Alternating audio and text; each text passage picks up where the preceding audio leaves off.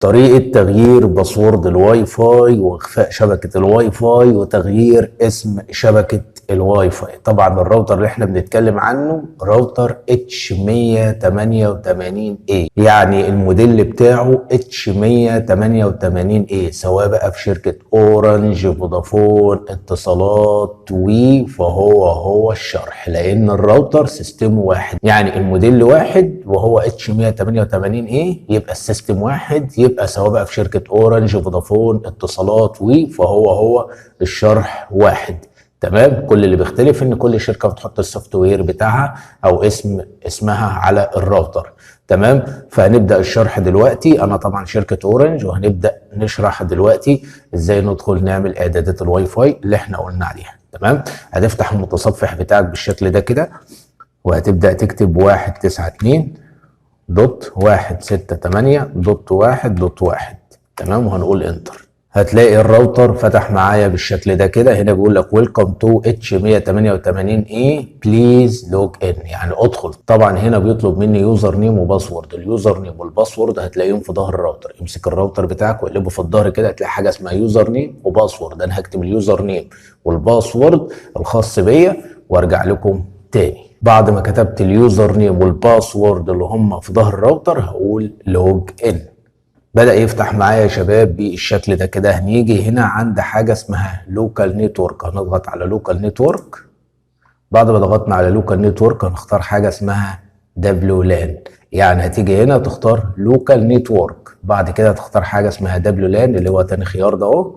بعد كده هنختار حاجة اسمها دبليو لان اس اس اي دي كونفيجريشن، هنضغط عليها. هيبدأ يظهر معايا الشبكات بالشكل ده. طبعا انا عامل شبكتين، يعني انا فاتح شبكتين على الراوتر، شبكة اس اس اي دي 2 واس اس اي دي 3. تمام. احنا هنيجي نعمل اعدادات الواي فاي مثلا على اس اس اي دي 3، نضغط عليها. هتبدا تفتح معانا بالشكل ده. هنا بيقول لك اس اس اي دي نيم، يعني اسم الشبكه ايه. انا طبعا مخلي اسم الشبكه بتاعتي اورنج، انا ممكن اخليها وليكن احمد، كل الحروف صمول زي ما انتم شايفين كده. بعد ما كتبتها احمد، تمام كده، يبقى انا غيرت اسم شبكه الواي فاي من اورنج الى اسم احمد. تمام.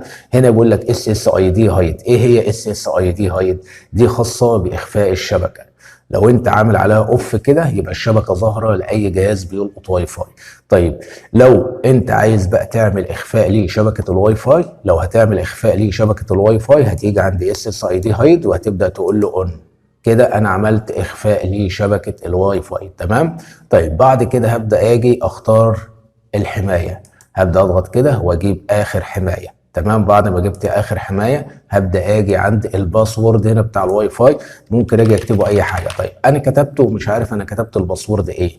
تمام. فانا هبدا اضغط على شو باسورد عشان يظهر الباسورد اللي انا كتبته ايه، حرف زياده، حرف ناقص، والكلام ده كله. تمام. طيب انا هبدا اكتب الباسورد تاني، ممكن اخليه احمد. تمام. بعد كده ممكن اجي اكتب 1 2 3. تمام. ممكن اعمل شباك. بعد ما عملت شباك ممكن اجي اعمل حرف كبير مثلا وحرف صغير. فانا بالباسورد اللي انا كتبته ده خليت الشبكه بتاعتي قويه. احمد 123 شباك، حرف الاي كابيتال وحرف الاي سمول، فكده الشبكه بتاعتي بقت قويه. بعد ما عملت الاعدادات دي كلها هبدا اقول له ابلاي. هيبدأ يحفظ معايا البيانات بكل سهولة. أتمنى بقى أكون وصلت لك المعلومة بشكل سليم. لو عجبك الفيديو لا تنسى الاشتراك في القناة وتفعل زر الجرس على الكل، وأشوفك في فيديو جديد. وسيب لي تعليق أسفل الفيديو لو حصل معاك أي مشكلة. أتمنى أكون وصلت لك المعلومة بشكل سليم. السلام عليكم.